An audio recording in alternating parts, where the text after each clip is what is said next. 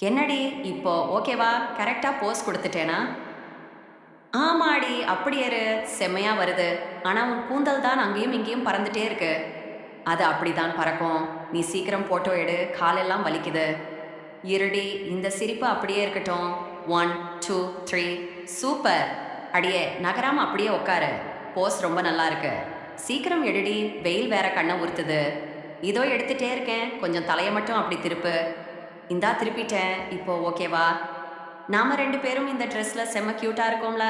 ஆமாடி, குறிப்பா உன் மஞ்சள் கலர் ட்ரெஸ் அப்படியே ஜொலிக்குது. உன் சிரிப்பும் தான். அப்படியே 2 பேரும் கேமராவ பார்த்து ஒரு சிரிப்பு சிரிப்போம்.